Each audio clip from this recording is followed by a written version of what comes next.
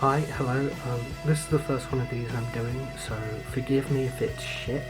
Hello, my name is Saoirse, and today we are going to be doing one of these, whatever it is. I'm just going to call it Saoirse Unpacks Her Opinions on a Movie, or in this case, movies, I guess. This was sort of birthed out of the fact that I have a lot of friends who make amazing video-style content. Whether it's my friend Anna, or my other friend Rowan, or my friend August, who did an amazing video on an anime that just looks awful, and my friend Thomas, all of whom I'm going to link in the description if they want me to. And I have always been interested in video essaying, especially after having gone to film school, which has been fuck all use in the pandemic. My relationship with film has changed a lot in the pandemic, and I've really reconnected with it lately. And it's really driving me back to both the practical side of that film degree in terms of learning about filmmaking and how you do that, and editing and that kind of thing, cinematic language, and more of the theory-based side of things. I'm also very inspired by my friend Zach, who did something called the First Watch podcast for a little bit, which I love. So that's what this is going to be. Probably going to record the first few episodes of this in batch. So yeah, if you continue to hear my parents bitching in the other room across the next few videos, that's what's going on. But yeah, I want to do this on the spur of the moment because that's the kind of creative I am, I guess. Yeah, I have an idea and I just want to make it. So that's happening on this channel. I also do a podcast about music, which you can find also in the description. The first thing I wanted to make was I wanted to turn my third year dissertation, which got an astonishingly high grade, if I don't mind boasting.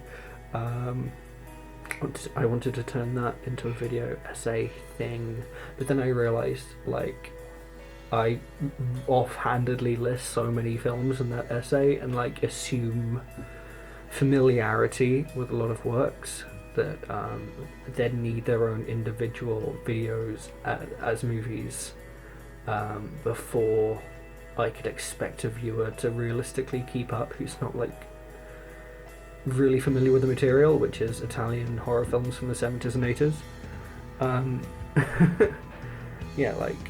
If I was just to make an offhanded reference to a scene in Short Night of the Glass Dolls, there's about 5 people who'd be able to keep up, so yeah, that's going to get its own video at some point. But at the same time, I didn't want this just to be a giallo channel, so I'm going to talk about some other movies and some movies I've seen recently. I think I'm going to make this the introduction to what we're doing today thing, I guess. If you want to see more video content I edit, go over to Game Mechanics, which I'll also link in the description. I know I write for a fistful of film, which I'll also link, but this is going to be much more freeform. It can be quite stressful to hit a deadline for organised written content every 2 weeks, especially when I feel like shit in the middle of a pandemic. So yeah, that's fun. But yeah, I don't know if I'm going to keep to a schedule with these. I'm just going to make them when I feel like them, I think. So yeah, look forward to that. Another thing I want to say about what the series will be going on is there may well come a time where I will dunk on a classic movie, and if I see any of you saying you can't dunk on the X or so film, I will come for you. I really resent the mentality that you should ridicule someone just for disliking classic film.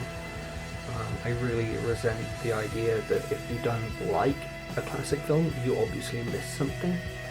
At the end of the day, the reason talking about film is so exciting is that everyone's perspective is different, and your opinion is sort of only invalid if you can't back it up, I guess. I'm kind of mid on The Godfather and The Godfather 2.